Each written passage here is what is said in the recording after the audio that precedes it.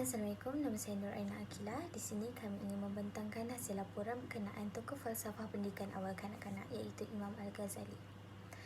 Untuk pengenalan, yang pertama, kanak-kanak didefinisikan sebagai seorang yang di bawah umur 18 tahun. Yang kedua, kanak-kanak merupakan aset negara dan merupakan salah satu fokus yang diberi keutamaan dalam usaha negara.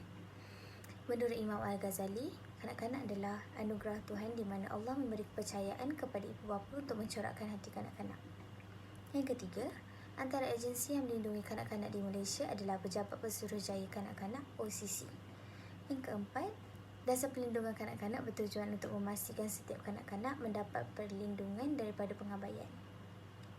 Okey, pergi kepada biografi. Beliau diberi nama Abu Hamid Muhammad bin Muhammad Al-Ghazali, lahir pada tahun 450 Hijrah bersamaan dengan 1058 Masihi di Tus, Iran. Beliau meninggal dunia pada tahun 1111 ketika berusia 58 tahun. Untuk zaman kanak-kanak dan remaja beliau mempunyai saudara lelaki bernama Ahmad. Kedua-dua mereka mendapat didikan awal daripada seorang tokoh sufi. Mula didedahkan dengan asas-asas menulis dan membaca serta asas-asas dalam pengajian Al-Quran dan Hadis.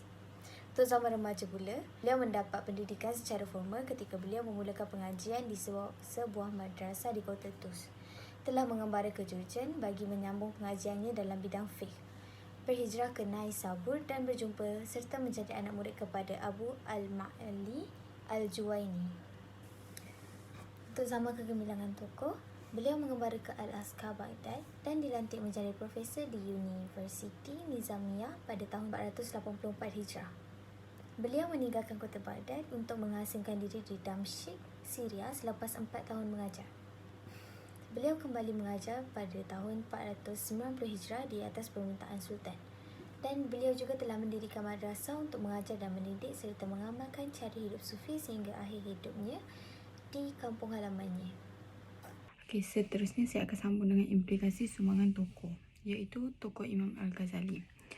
Menurut Imam Al-Ghazali, manusia mendapat tempat atau darjat yang tertinggi dan terhormat di antara sekalian makhluk di bumi dan langit. Yang pertama, Kitab Ihya Ulumuddin. Kitab Ihya Ulumuddin merupakan karya yang sangat terkenal yang ditulis oleh Imam Al-Ghazali. Yang kedua, Kitab Ayyuhal Al-Walad. Kitab Ayyuhal Al-Walad sangat penting kerana mempunyai nasihat beliau kepada anak muridnya tentang ilmu terbaik yang terdiri daripada 8 perkara. Yang ketiga, Sains Politik. Pemikiran beliau memberi impak yang besar dalam kesefahaman konsep politik dan sosial dalam tradisi Islam.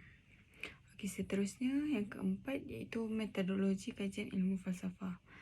Beliau mengkritik dan membongkar kelemahan dan kerosakan pemikiran ahli falsafah. Yang kelima, metodologi kajian ilmu falsafah. Falsafah Imam Al-Ghazali memberikan kritikan tajam terhadap pemikiran berfaedah, terhadap pemikiran falsafah. Yang keenam, perkembangan kebolehan berfikir. Beliau menggalakkan umat Islam berfikir secara kritis dan tidak menerima maklumat secara pasif. Untuk kesimpulan, sebagai kanak-kanak bawah umur, secara perundangan, kanak-kanak tidak memiliki autonomi atau hak membuat keputusan sendiri bagi diri mereka. Keadaan ini memberi kanak-kanak kawalan yang tidak memadai atas kehidupan mereka sendiri dan menyebabkan mereka menjadi terdedah. Terima kasih.